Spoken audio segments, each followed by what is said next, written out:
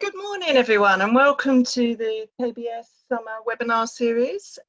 Thank you for joining us this morning. We're really pleased to have you all here. What I'm going to be talking to you about today is some of the human resource management challenges of COVID-19 for businesses, essentially. Obviously, I work in the business school, and so that is something that I'm going to be doing. Okay. So first of all, just a little bit of etiquette for you. What we're going to be doing is the session lasts for about an hour, okay? Please make sure that you are muted during the session, not because we don't want to hear you, but just because it can become quite distracting. Obviously, if you do want to communicate, we do have the chat function, and so please do use the chat function. And do say hello to me. I've also got two colleagues in the chat room, Rosine and Vivian, who can deal with the chat. Talking and chatting and answering chat is too many things for me to do. So they will be on the chat. They're my colleagues in the business school. So do say hello to each other in the chat session. Do say hello to Rosie and Vivian. We will have a question and answer session at the end. Okay, so if you've got any questions, then you can leave them to the end there, and I will be happy to answer them as best I can. Do note that the session is being recorded, okay, so we are live streaming, but we are also recording the session so that we can upload it onto various sources in the future, so we just need to make you aware of that, obviously. But the most important thing is to enjoy this. It's a little taster of what it's like to be taught by a Kent Business School lecturer, which I am.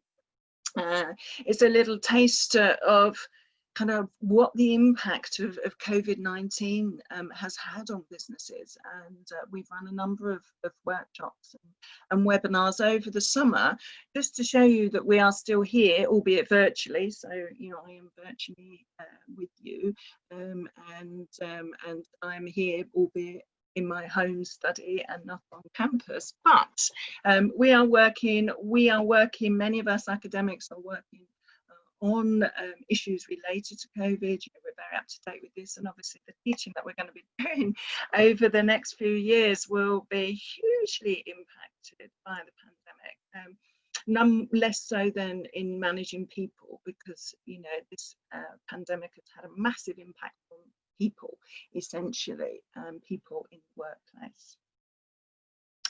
Just a little bit, first of all, just about the business school. So some of you may have already attended some of these webinars and could well be bored of this slide already, and some of you may just be dipping in for the first time because you're interested in perhaps studying HR with us, or thinking about studying management or HR with us, and want to know a little bit more about us as a school, as a business school, and also the types of teaching and styles and people that would teach you.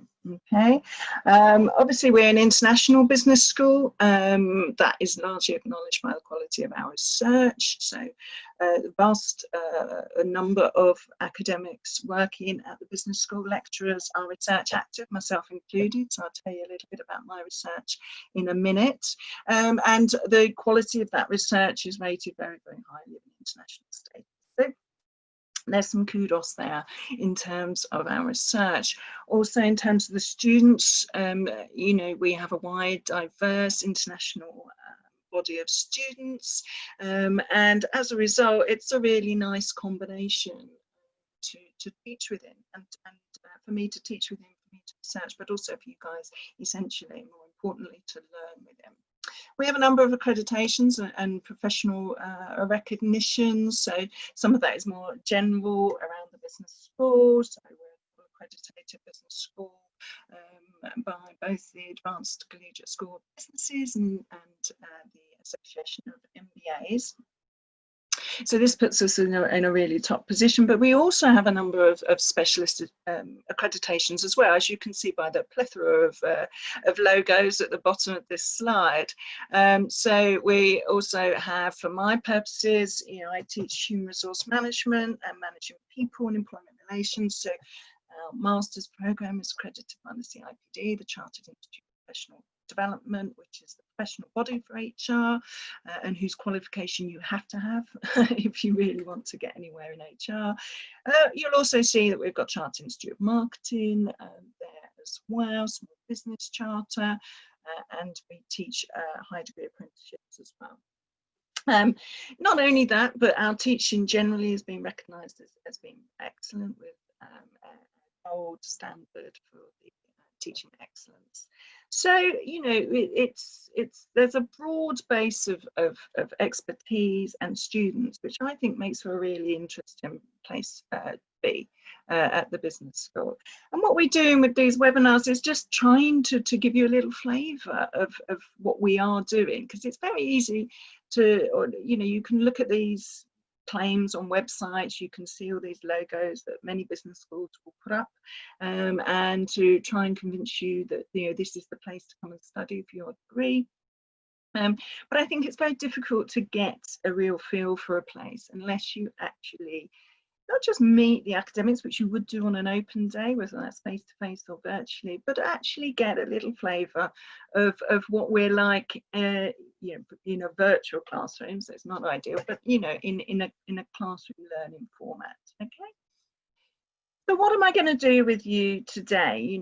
And what are we here for? So I will tell you a little bit about who I am. I think that's really important, not because I like to talk about myself necessarily.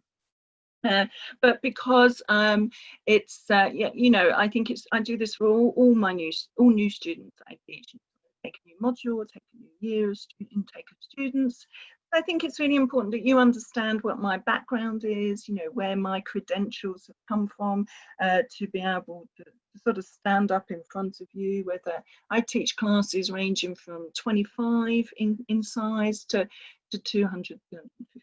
So, I think it's really important that you can see how I've got to be the person standing up and talking to you at any one point in time. And then obviously, once I've very briefly talked about that, then I'll take you through, well, first of all, what does human resource management do?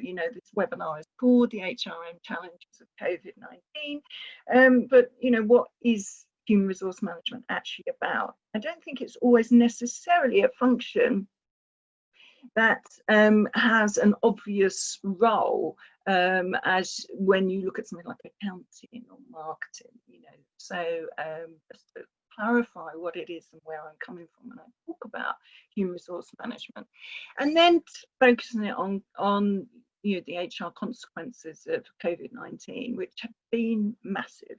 As I say, my teaching is going to be very different in many ways. I teach a module called Human Resource Management in Context on the postgraduate program. So that context has changed just so much in the last 5 months. So I'll take you through some of the things, some of the challenges, and it's been interesting because at the start of lockdown, which seems a very long time ago, but back in March, when we started to lock down as a country here, and other countries had already locked down or were beginning to lock down, what it was that media essentially was interested in having commentary on knowing more about. So I was approached at the very start of lockdown by our media department at the university, and the things that they really wanted to know about was about the impact of flexible working from home, essentially, the impact of making redundancies, particularly making redundancies very early on in lockdown, which some organisations did, and the big one about how do you look after your employee well-being, not just your physical health, in the middle of a pandemic, but also mental health as well. So those are things that I'm going to focus on, but I will talk to you about the more general other aspects of challenges as well. Okay, and then we'll have a bit of time for questions and answers, comments. There can be questions specifically about what I've talked about, or if you are coming to study with us, or you're thinking of coming to study with us, you're a bit undecided about either making an application or an application you've got in progress, then you could ask me a question.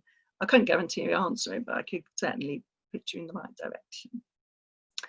So first of all, who am I? Okay, so Dr. Samantha Evans, but most of Sam. So I'm a researcher and a lecturer, as I said. So I do both aspects of academic work. I do a lot of my research is around equality.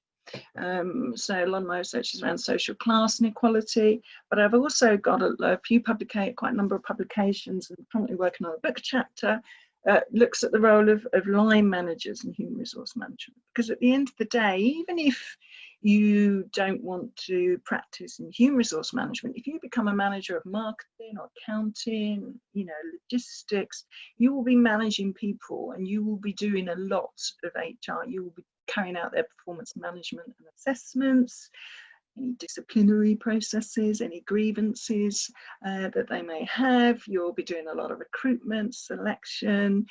Unfortunately, selection for redundancy often falls to line managers if there's selection criteria to be used and applied. So it's really important that line managers understand what human resource management is and how to do it well. But also the way that line managers do human resource management has a huge impact on employee wellbeing, which is another aspect of something that I look at.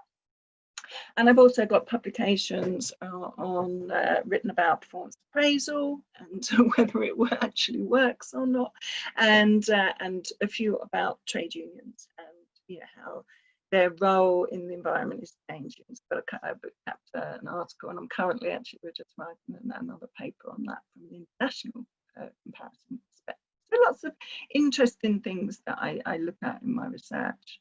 As in terms of lecturing, I lecture at both postgraduate and undergraduate level. So you can see a variety of modules on there, and also teach on the higher degree apprenticeship program as well, which is all online. So this new blended learning for me is not something fantastically new, but obviously is still a challenge, and I still sometimes much prefer to see my students in person. I've been at the business school since 2003, so quite an old timer, so a lot of experience and seeing a lot of change, a lot of really positive change happening. And two other roles that I do, so I head up, we have an equality project, it's an accreditation project for gender equality, and I am the lead at the business school for that, and should we get that accreditation, that's another logo we can add to our website. And before that, I used to run our masters in human resource management. So if you're here thinking about applying for, you're coming onto that program, there's a good chance I can answer a question about that, because I've got a lot of experience of running that. So that's more than enough about me. What I want to really focus on and take you through is what's happening with the workforce, essentially, amidst this pandemic. Okay. And first of all, just to sort of talk about, well, what do we mean by the workforce? Why is this something that's so important? Now, obviously, everybody with their subject specialism will argue that their subject is most important. So, accounting and finance will be arguing that, money and budgets is essential now, because so many organisations are under such financial pressure as a result of the pandemic. Others will be arguing that marketing, in order to get improve market share, or try and address kind of the consequences of the changes of business operations and communicate that to customers, is really important. And I argue, obviously, being a lecturer in human resource management, that the workforce people are the most critical resource. And I've got I'm an academic, so you're going to see some academic references as I go through this webinar. But, you know, we've got some references here talking about recognition, increasing recognition about what is most important now in business. And what research is beginning to tell us is that people or intellectual property or human capital, whatever you want to call it, talent, you know, that's a big word, talent management, are becoming ever more critical to success, and actually could make up about 50% of an organization's value. So it's really, really important to get your human resources right, and to to recruit good people and to get attract the talent to your organization. And it's also really important then to make sure you look after them so that they perform to their highest ability, and make sure you can retain them so your competitors don't come along and poach them and steal all your good work.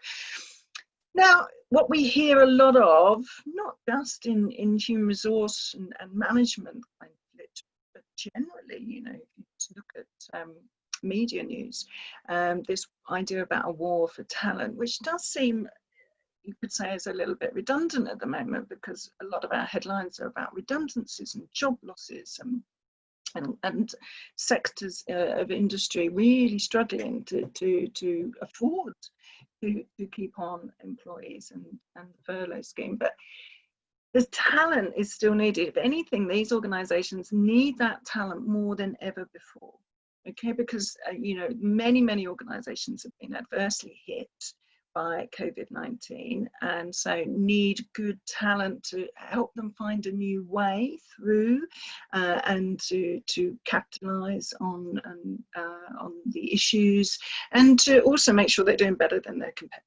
You know, even more so, it's important that they do this. And then you've got other sectors that have seen an increase in demand for their goods and services. You know, anything online, obviously, at the moment, has seen a massive increase in demand for goods and services. And so, you know, those organizations are in a growth spurt, and so need to attract talent, maintain and sustain that, and drive that forward, and maximize their opportunities. So you have got sort of almost two ends of the spectrum going on with organizations at the moment.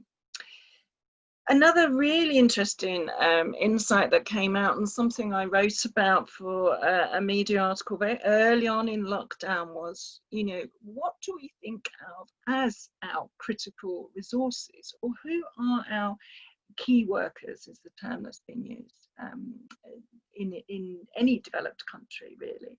And what came out really was a reassessment of who our key workers are in this country, and in many, as I say, many other developed sort of capitalist economies. The critical role of, obviously, health workers, which seems fairly obvious, and you would say was they already played a really critical role in keeping people well and saving lives.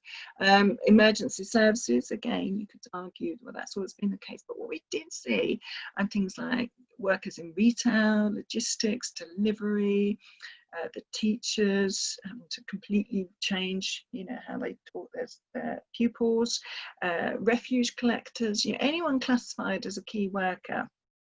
And the classification, there was a whole long list of classifications of key workers, and on there were a number of workers that perhaps haven't had a very high profile, or haven't been given a particularly high kudos, and certainly many of them do not earn a very high salary. So already we're starting to have to think a little bit about, you know, who are our critical workers? How do we reward staff in an organisation? You know, are our reward strategies, pay and reward, which are part of HR, appropriate for what they offer and deliver to society? So it's already raised or brought to the fore. These debates were already happening about the ethics of reward and very high paid positions and much lower paid jobs, and was it fair? But this has brought it even more to the fore. So what do I mean by human resource management? You know, I've got it in my job title. We have an MSc in human resource management here at the business school that you can study with us, that's accredited by the CIPD. So you would get your CIPD qualifications at the same time. And we also teach an undergraduate module. I teach it actually in year 2, or as an option in year 3, called human resource management. But I think, you know, particularly unless you actually worked in an organisation for any length of time, human resource management isn't something that, as customers, we don't really come across it. So it's not as obvious as something like marketing, for example, or logistics, because we don't really get involved as customers.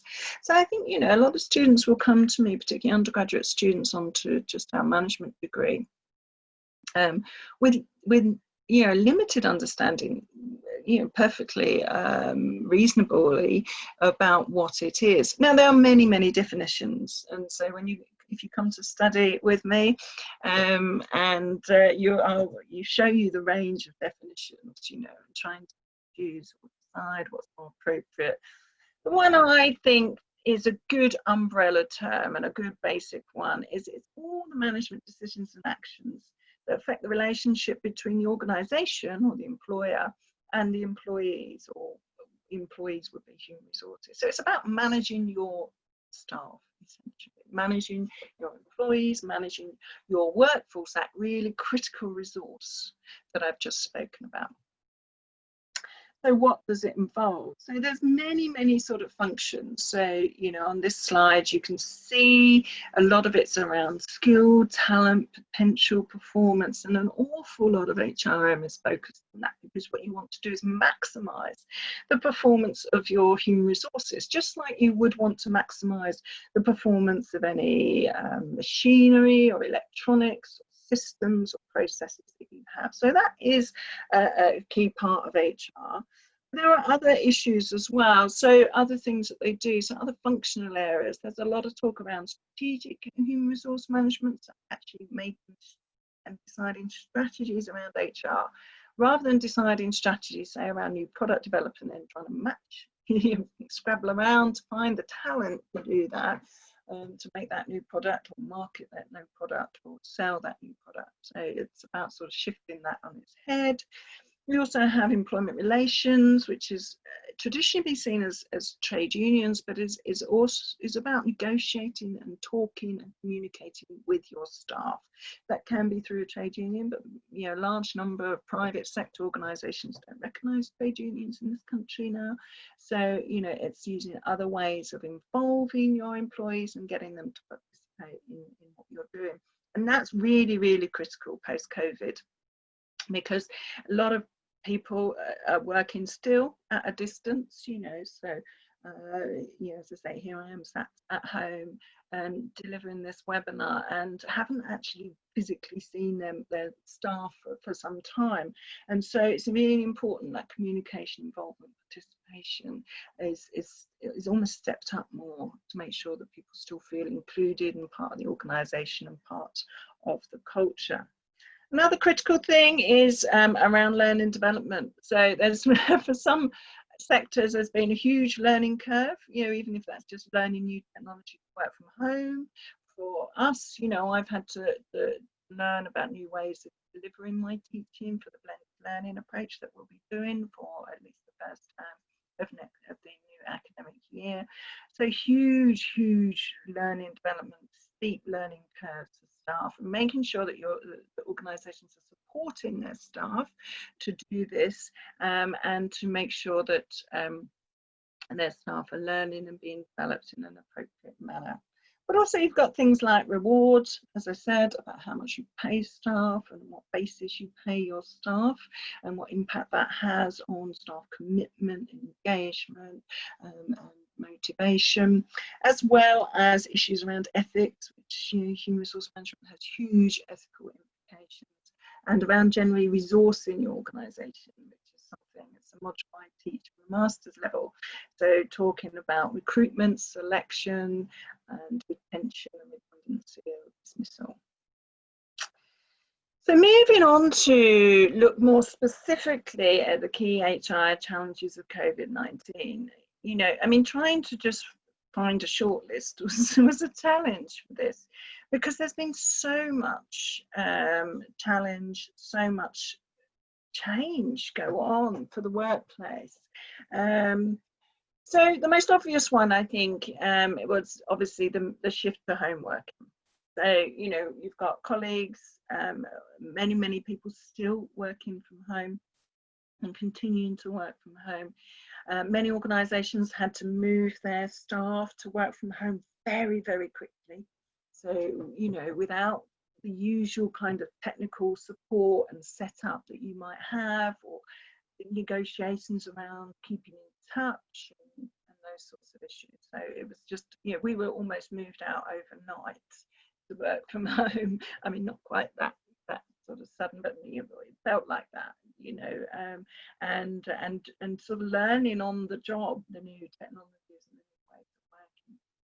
Second one, as I say, one of the first things I was asked by our media press office, a request from you know, media outlets, was a comment about redundancies, you know, the impact on job losses. But also, interestingly, which I'll talk about in a bit more detail in a bit, is you know, organisations choosing to make redundancies very early on in the pandemic. And you know, was that the best decision to make, you know, and what are the consequences of making such early decisions on redundancies?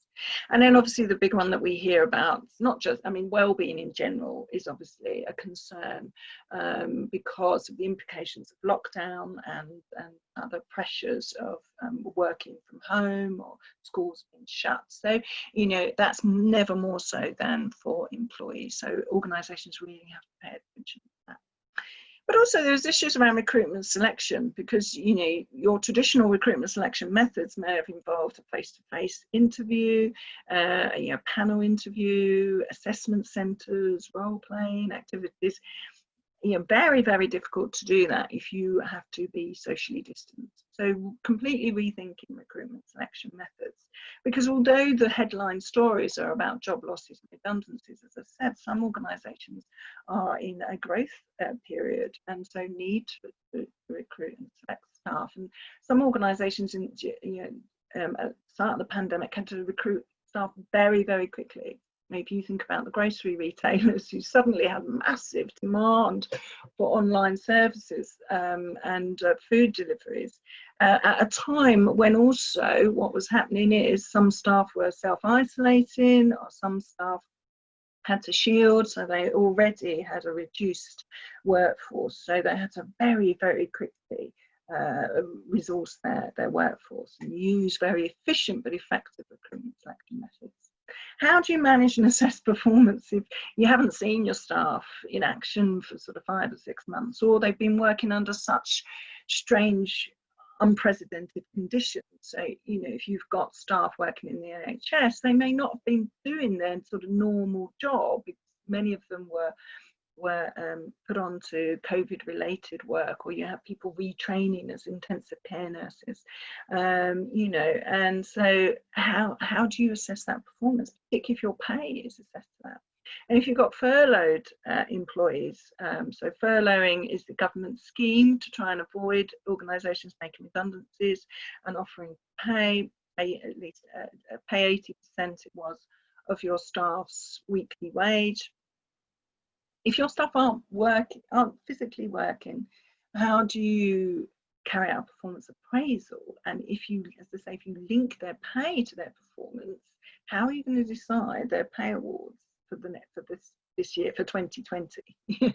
So that relates very much to reward management, which is the next point. But also what we are seeing is a lot of pay cuts and a lot of pay freezes, where organisations are trying to respond to the financial challenges and the loss of income caused by lockdown, and by saying, right, okay, rather than making a proportion of the workforce redundant, how about some of the workforce or all of the workforce take a pay freeze or take a pay cut? That will save enough money. So looking at more creative ways, we are seeing many organisations doing that, looking at more creative ways to save money rather than just, you know, chopping staff.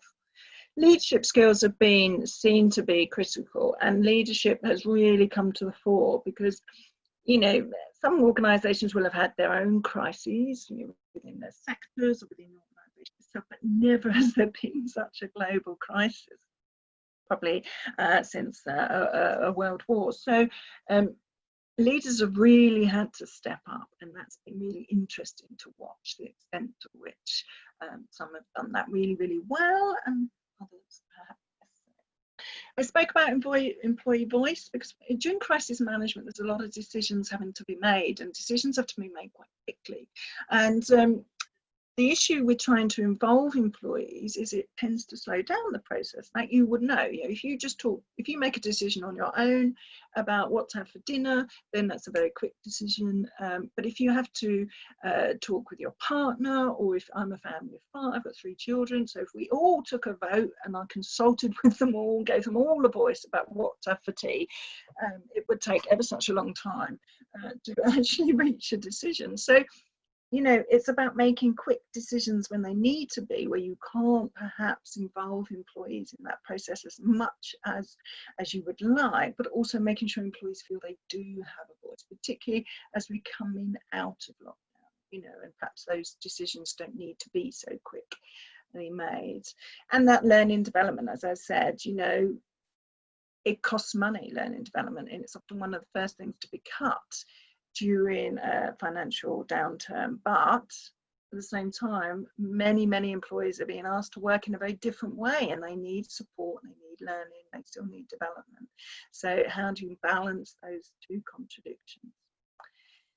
What I'm going to focus on just for the last 10 minutes of this is the 3 things that have really kind of seen to be very critical in human resource management.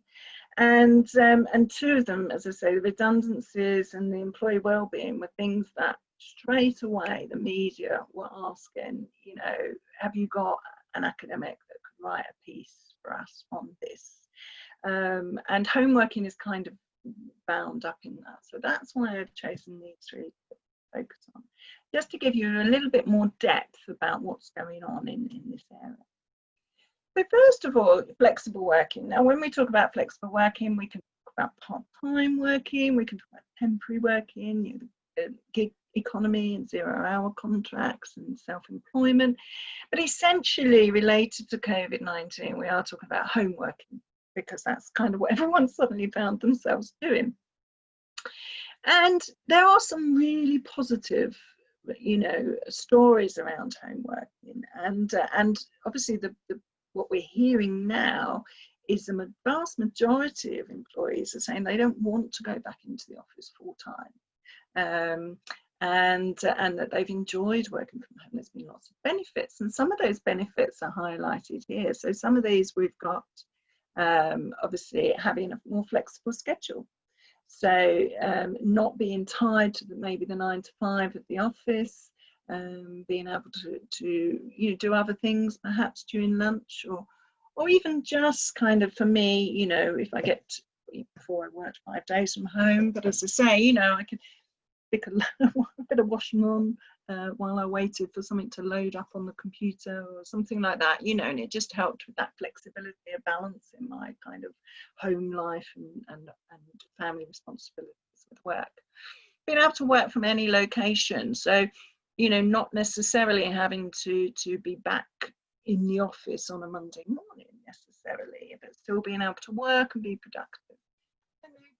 So, you know, there's been some interesting stories. I saw a headline only this morning in the paper, The Guardian, about some people saying they quite like the commute because it gave them structure to their day, and they've lost it. So there are always counter arguments to this. So, but what we do know is that, as I say, 98% would like to work remotely at least some of the time for the rest of their career. So this is something that isn't going to change. It's not going to go away. It's a term that's been said, so the genie's been let out the bottle, because so often employers are saying it's not feasible, you can't work from home. So many of my friends have said, you know, their employers have always said that, and then here we are in the middle of a pandemic working from home perfectly well. So it's very difficult now for organisations to say it's not possible. but it's not all great. So there are issues around just balance, you know, because you can always log on. You know, you could always check your emails.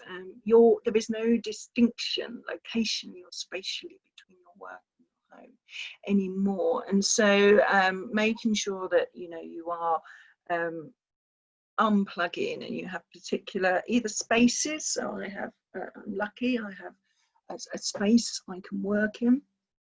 To do that, and if you don't, make sure that you put your laptop away at sort of 5, 6, 7 o'clock, whatever time it is, and don't open it again until sort of 8, 9 or whatever the next day.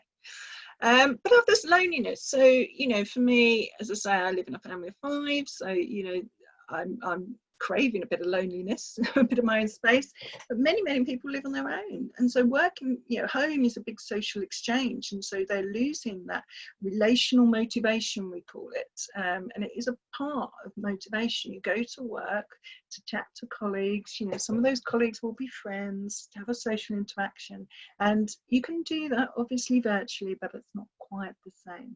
And just issues around collaboration, communication are more challenging when you're at home, and particularly if you're at home and others are at work. I think at the moment everyone's the same. And for managers, they're concerned about slightly different things, interestingly enough. So they're concerned about productivity, focus, cohesiveness of the teams. So they're less concerned about overworking, which is interesting. They're quite happy or happier for their staff to work. So this comes back to trust. It's a huge trust issue that's going to be interesting to see what changes on this, because they have to trust that their employees will focus. And for some employees, they might be more focused. I find it easier to focus at home, interestingly enough, because I'd get less interruptions at home. So, you know, maybe that's an unfounded concern. So you can see a mismatch between employee and managers' perceptions of home working that need to be addressed. And if they are addressed, then home working is here to stay. But it's about making it work that's going to be the challenge coming out of COVID. So with regards to redundancies, what I was asked to write an article about is releasing staff too soon. You know, not making use of the government's furlough scheme, or now the furlough scheme is ending, are we going to see a big rush of redundancies again? There are lots of problems with releasing staff too soon, or making redundancies when you could choose other options, or making them very quickly, those decisions. It can affect your employer branding, because it suggests something about your commitment to staff. You know, if you're struggling financially or a pandemic hits and you immediately cut staff, it suggests you're not particularly committed to them. But that's going to affect your branding, so your ability to recruit staff when you need to again, but also your employees' commitment engagement, because there is a reciprocal relationship. So what happens is when the economy recovers, which it will, you know, we've had recession, not quite this tough before, we've been in recessions before, and the economy will recover, and that organisation will need to recruit again and resources its staff again, and it, because of the damage to its employer branding, it could find that difficult to do.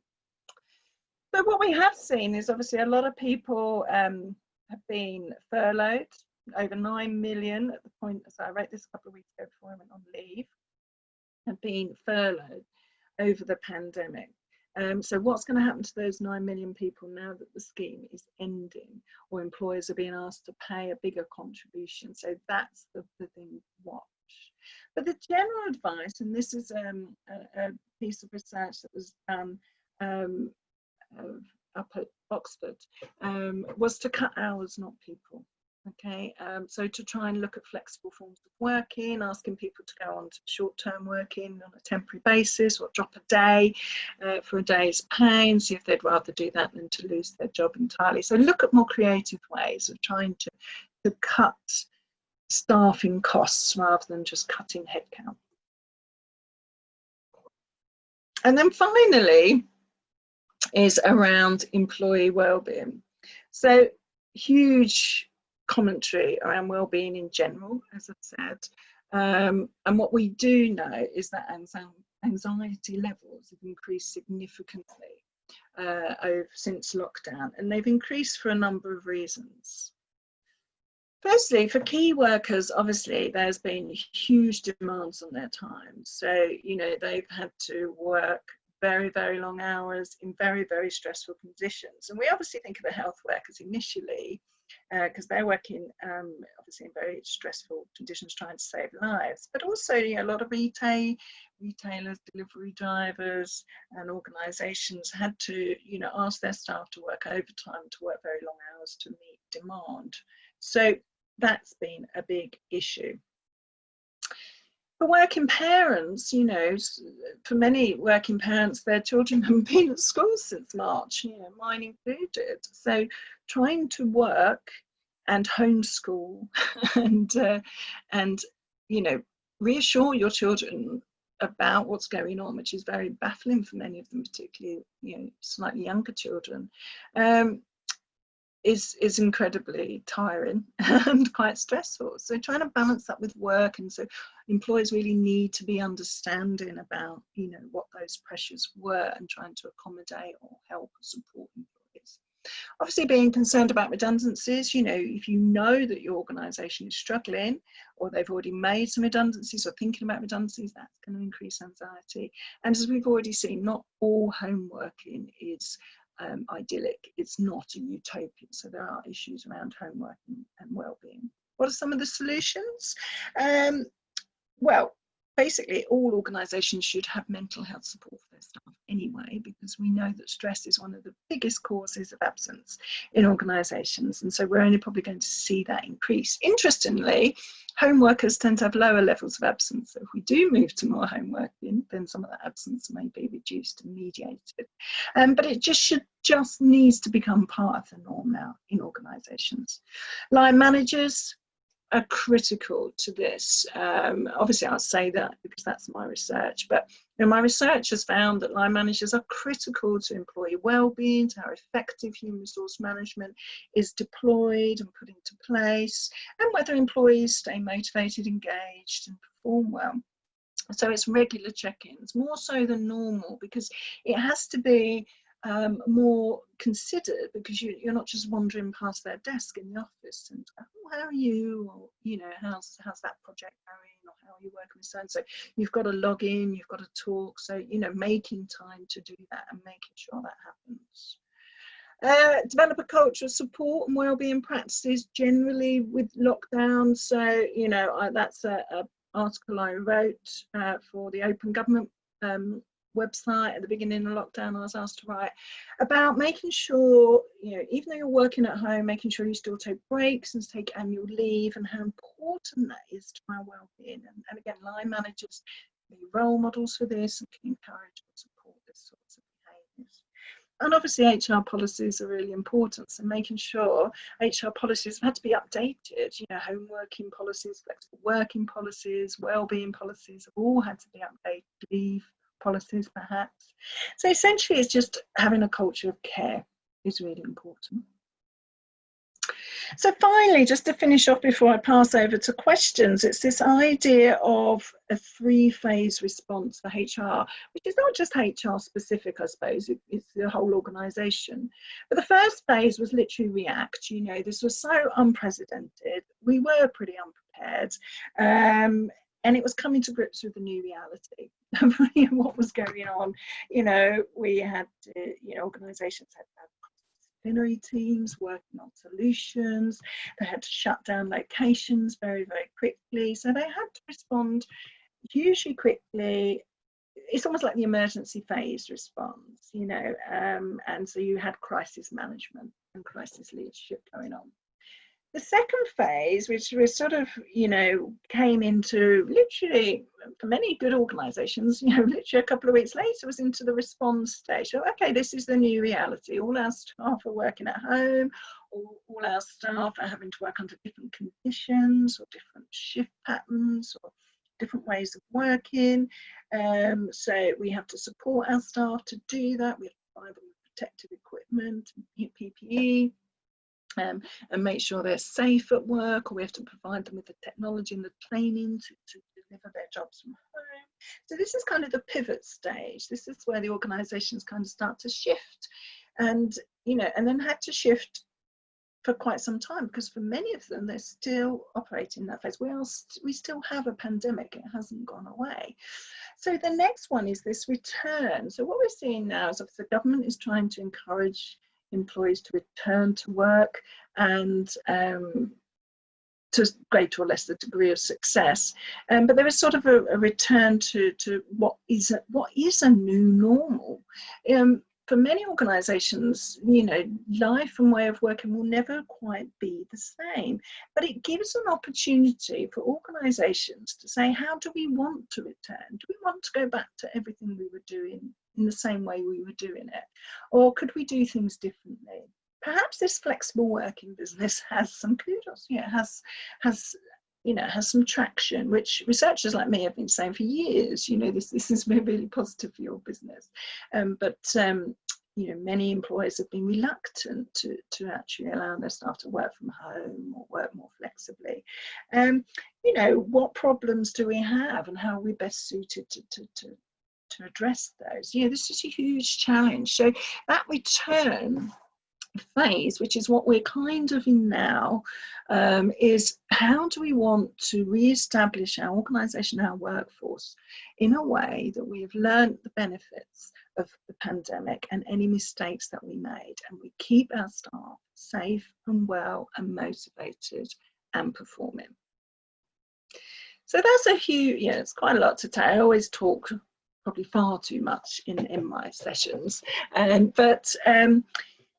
what I've tried to do is give you an outline of, some, the broader HR challenges, and then focus down on some of the more specifics. Okay, so this is the part of the session where if you have any questions, any comments, then we can try and answer them.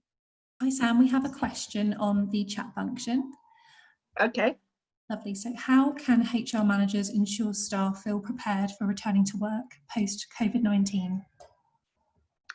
Oh, yes, a huge question. It goes back to, if we look back on this well-being, I think it goes back to making sure that there's communication with staff, okay, and that staff are consulted with. So it's employee involvement, participation, consultation. About not just saying, right, okay, Boris Johnson says go back to work, so you're coming back to work.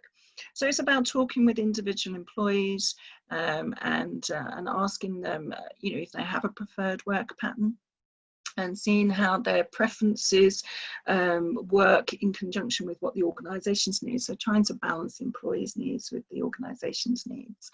And obviously we have flexible working arrangements and official flexible working applications that can be made anyway. So making use of that legislation, and supporting staff and listening to staff, I think is really important, and not rushing it, because if staff have been working effectively at home or under certain different conditions, then there's no need to push it. So you do need HR to support that, though. That's the thing. You can't just leave that to line managers to just have a chat with their employees and hope for the best.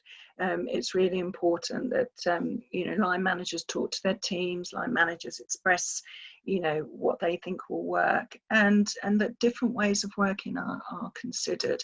But essentially the health and safety of staff have to be absolutely at the forefront of every decision that's being made, and that the organisation needs to make sure that they are communicating that and they're living it as well. They're not just saying it, they're actually living it and listening to the health and safety concerns of their staff. Yeah. Okay, we have another question, if that's okay. Yeah. Do you see a health and wellbeing outcry due to the global pandemic, and what measures can an employer put in place to help their staff? Can you repeat that first bit again? Sorry. Yep. Do you see a health and wellbeing outcry due to the global pandemic? It depends. Well, it depends what you mean by outcry. But I do see, actually, this is a huge test for employers and a huge test for human resource management, because health and safety has always traditionally been under the remit of HR, even though it's essentially an organisation-wide responsibility. But it's always been sort of HR that have implemented health and safety policies, and where there's a trade union, they've been pushing that from the employee perspective. I think there will be, because I think that it's been such a global event, you know, which has affected, you know, every organisation and every individual. And employees will be saying, you know, and asking the question, is it safe for me to go to work? So for some sectors, this has always been a question. You know, if you work in the construction industry, for example, which, you know, has kind of probably a relatively higher fatality rate, say, than higher education. So I don't go into work, I've never gone into work, for example, saying, am I safe at work? You know, generally, I think, you know, I always have felt safe. Now, you know, if I'm asked to do face-to-face teaching or, you know, close contact, anything, I will be asking those questions. And many staff who have never had to think about their health and safety and or their well-being in that way will be asking that question. So I think it will. It depends how strong the employee voice is, though. So in different countries, employees have, you know, more rights or stronger trade unions, for example. And so there will be the outcry, and it will have to be heard. And in other countries, you know, employee voice is a lot more minimal. But we saw this in this country. So we saw this with the talk of pupils going back to school sort of June, July time, and obviously the teaching profession is heavily unionised, and it was the teachers' voice via the unions that were saying, hold on, this is not safe. We are not prepared to do this. We need more reassurance, we need more safety precautions, we need more guidance. And ultimately it led to the many pupils not going back till September. So I think it will, and I think it will, but in a positive way. I think it's really important, you know, in a neoliberalist society, we can lose sight actually of what's important, and this gives employees, you know, it makes employees and employers have to think, and leaders have to think about how they treat their staff and how they respond to their staff's concerns about health and safety and well-being. Yeah. Okay, another question. Does every organisation have a HR department? And if not, what can employees do in order to ensure they're safe? Yeah, no, not every organisation has a HR department. What you tend to find is large organisations. The larger an organisation, the more likely they are to have a HR department. But that's a really good question, because there is this assumption that, you know, we teach marketing, accounting, HR, that organisations have all these experts within their workforce, and quite often they don't. So small organisations, small businesses, even right up to about 250 seems to be, 200, 250 seems to be the marker where it shifts, and they are likely to get an HR department, or maybe one person in. Prior to that, what we tend to see happen is either the leader, you know, the CEO or the managing director of the organisation tends to take responsibility for HR, or you get what they call in the research an enthusiastic amateur, so someone who may not be very good at it but tries to take it on. I think in an organisation where there is no HR department as such to sort of lobby or go to, it has to be the line manager, because they ultimately have responsibility for health and safety. And the organisation, if they're not going to have an HR department or resource available for employees, needs to make sure their line managers are well versed. What you tend to find with small businesses is they will use consultants a lot. So that's another recommendation, you know, to say, look, you know, surely we need to just buy in a little bit of expertise on this. And also we have the, in this country, we have ACAS, the Association Conciliation Advisory Service, who have a wealth of information and advice for both employees and employers. So it's always worth sort of popping logging onto their website and seeing what they advise in such circumstances. But line managers have to be the port of call and have to then take those concerns on to the powers that be to represent their staff. Yeah. Okay, great. I think we have one last question, Sam. As we see a rise in unemployability, how are HR managers adapting their strategy to deal with the influx of job applications? Yeah, that's the thing. You see, I teach employee resourcing, and so you're always, as part of your employee resourcing, I was talking about how to attract staff to apply to your organisation, or about employer branding and this sort of thing. But I also say, a good recruitment system is efficient as well as effective, and fair is the last one. And what I mean by efficient is that it generates enough applications to make a choice, but it doesn't generate so many that you're inundated with applications.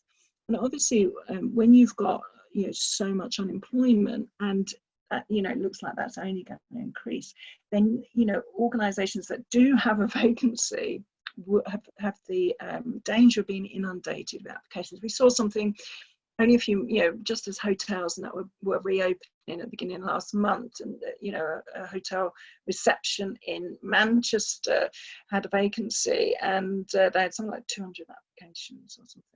So the things that HR managers need to do is sit down very closely with the line managers, with the team, to write a job description, and then have what we call person specification to go with it. And that person specification is about the type of person who is best to do that job.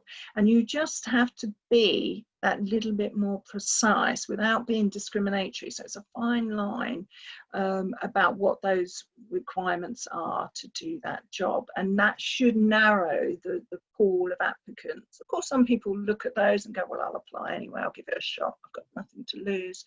So many organisations might use, or where they've got, where they're in sectors where they get lots of applications, or in organisations that just, they're just very popular.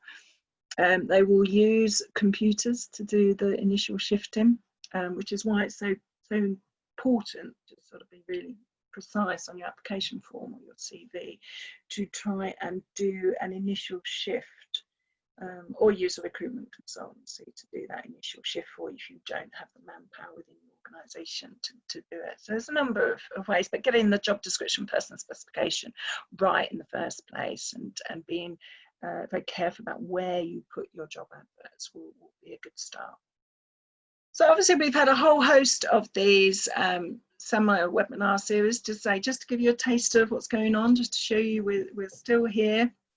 I think this may be the last one, but I couldn't quote on it. But they will all be available to review. So do go. There are various sources. I'm sure they're being posted on our social media and places like that, for you to have a look at some of the other sessions that have been run, just to get more of a flavour. You're still a little bit undecided about what you think of Kent Business School, or you want to see examples of some of the other staff, some of my colleagues in other disciplines, then do go and have a look at that. And do consider us. And we're always here. We're not just here for the seminar series. So, I haven't just flown in, walked downstairs and hopped in for this hour today. I've got my contact details. So you can, I did have my contact details, there you go. So, you can just drop me a line, drop me an email if you've got any more questions, or if you know somebody who's thinking of coming and not sure who to approach. Sometimes it can be a bit daunting, can't it, to just kind of email a generic email address and wonder what you get back. But if you do know someone really interested in looking at studying human resource management, or any sort of management, employment relations, I work in the people management organisations group here, so I've got lots of great colleagues in various subject disciplines in the area. So do drop me a line if you want to know anything more, or if you have any questions that you didn't think of at the time. And it just leaves me to say thank you for your company virtual company this morning. It's been a great way to start the week, actually, and I very much enjoyed talking to you, and your questions were really insightful, so thank you. That got my brain working on a Monday morning. So if there are no further questions, then we will finish the session now. Thank you.